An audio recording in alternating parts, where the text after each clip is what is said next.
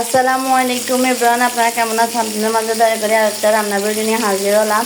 এখানে পেঁয়াজ কুচি টমেটো কুচি দিয়ে দিলাম, এখানে মাছ কুচি নিয়েছি, এখানে আলু নিয়েছি, এগুলো রান্না করবো। এখন মাছগুলো কুচিয়ে নিয়েছি, ওখানে রান্না করবো, আপনারা দেখতে থাকুন। এখানে পেঁয়াজ কুচি টমেটো কুচি দিয়ে দিলাম।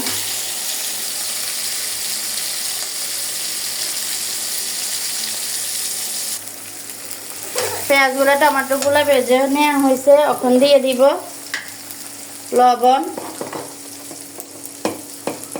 পরিমাণ মতো লবণ দেওয়া হয়েছে। এখন দিয়ে দিব রসুন বাটা, রসুন বাটা দেওয়া হয়েছে।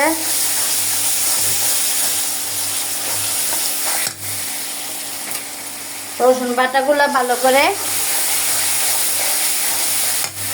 ভাজা ভাজা করে নিতে হবে। এখন দিয়ে দেব হলুদ গুঁড়ো, পরিমাণ মতো হলুদ গুঁড়ো দেওয়া হবে। হলুদ গুঁড়ো না দেওয়া হয়েছে,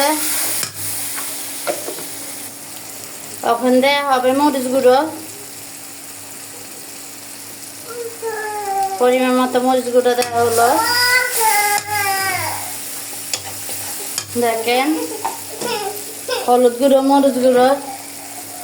এখন দিয়ে কুচা রাখা মাছগুলো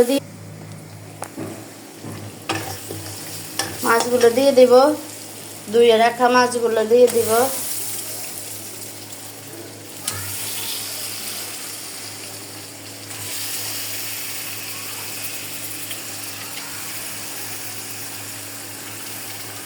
দিয়ে দিলাম মাছগুলো।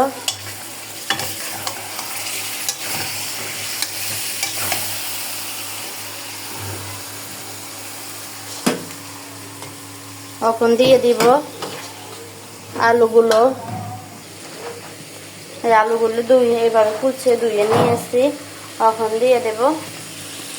এই যে এইভাবে মাছগুলো কষে নেওয়া হয়েছে অফ ক্যামেরাতে, এখন আলুগুলো দিয়ে দেব।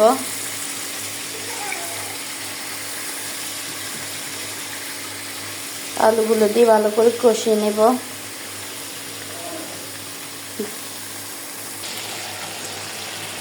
অলরেডি অনেকটা কষানো হয়ে গেছে, দেখেন কালারগুলো কত সুন্দর এসেছে, সাইডে দিয়ে তেলগুলো বেশি উঠেছে। এরকম বেশি হলে মনে করবেন আপনার কষানো শেষ, পারফেক্ট হয়ে গেছে। আমার তরকারিটা লেগে যেতেছে, এখন পানিটা দিয়ে দিব, বেশি করে পড়লে পরিমাণ মতো পানি দিয়ে দিব। পানিটা দেওয়া হয়েছে।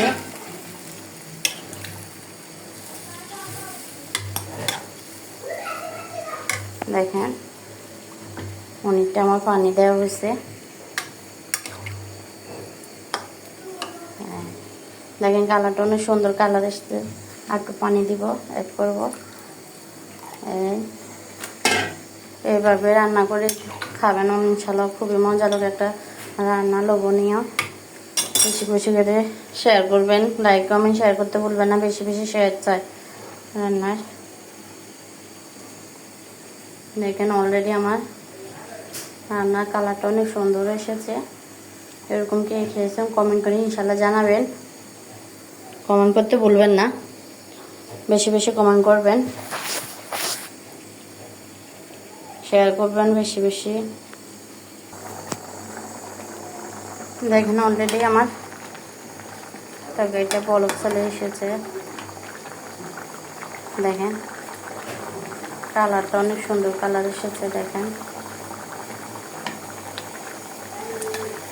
এরকম নতুন নতুন ভিডিওতে পেতে আমাদের সাথে থাকুন, লাইক কমেন্ট শেয়ার করতে ভুলবেন না। আল্লাহ হাফেজ।